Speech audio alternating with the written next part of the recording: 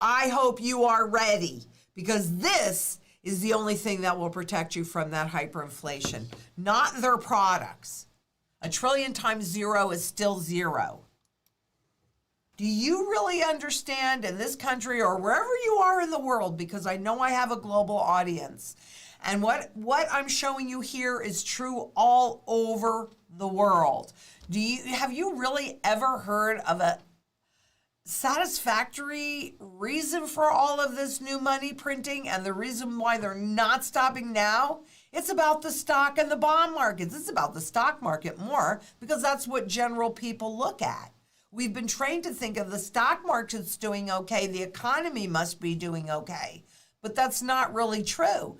The stock market is floating up because of all of the mounds and mounds of debt, whether it's from the central banks or it's from margin because they can borrow so cheaply, or from any other kind of mortgage debt, etc., making all-time highs. So just keep in mind that, do you really trust the government? Do you really trust the central banks? Do you really think that they have your best interest, your family's best interest at heart? Or do they have this small group of very wealthy corporations that spend billions and trillions on lobbyists? Whose best interest do they really have at heart? This is, to me, is not really a democracy. This is more fascism, because corporations are more important than individuals, and that should be pretty darn apparent, because it has been since 2008, and hasn't really changed.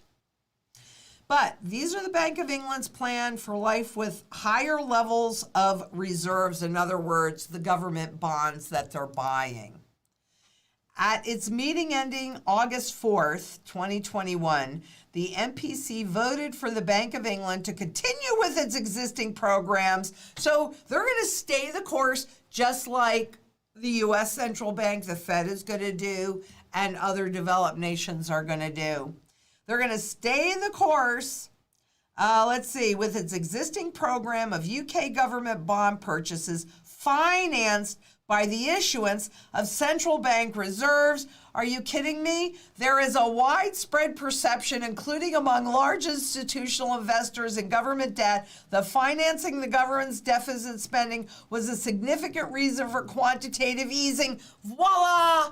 There's the proof from the same paper.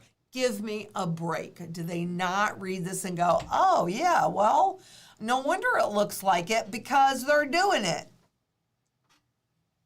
I mean, seriously, you cannot make this stuff up. And here we are in the U.S., lest you think, oh, well, okay. And there is the, that is the Treasury bonds that are held, bills, notes, they're all the Treasury issuance held at the Federal Reserve. And the Fed has committed to staying the course with the Treasury and the mortgage-backed securities purchases.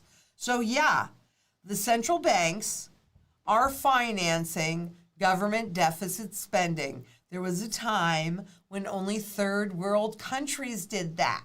Temporary programs like, Nixon's taking us off the gold standard, or, well, actually what he really did was handing over all the power of inflation to the central banks, was supposed to be temporary.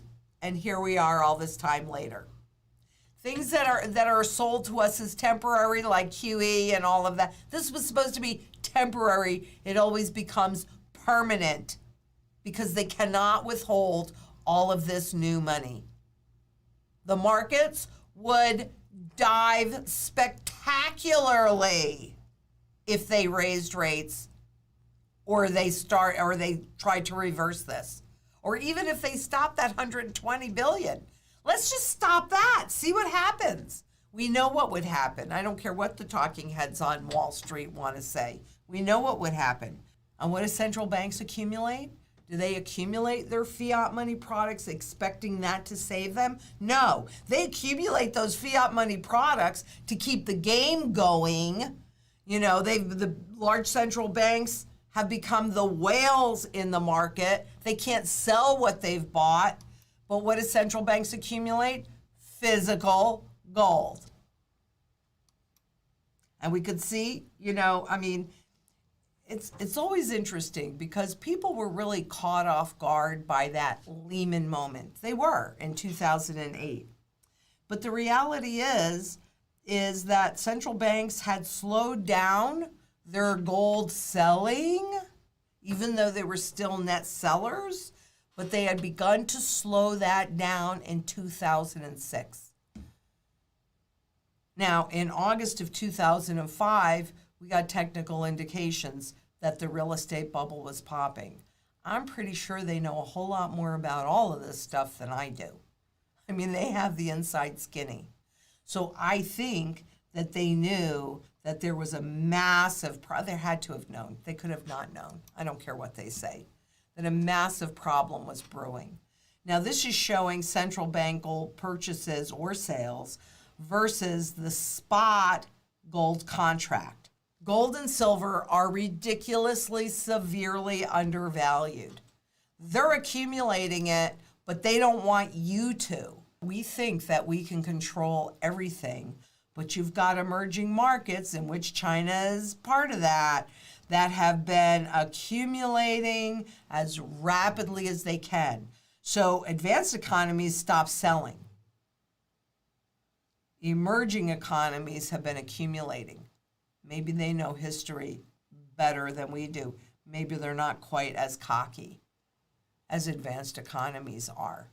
Because what we know is, unlike their debt and the fiat money that they're creating and all of these other intangible assets, of which they can really create an unlimited amount. They can. They have the ability to do that. When you get to physical gold and physical silver, it's a finite amount. It's a finite amount. In fact, all of the gold that has ever been mined is only 174,100 tons. That's it. All of that would fit in a 69-foot cube. And it has the broadest base of buyer. It's used across the entire global economy. Central banks are putting themselves in a position, those that have been accumulating gold will come out of the top of this mess because they're holding their purchasing power. That's why I want you to have it too. For me, silver is about barterability, day-to-day transactions, putting some gas in your car, buying strawberries, what have you. This is wealth this just preserves your wealth raw. This helps you grow your wealth.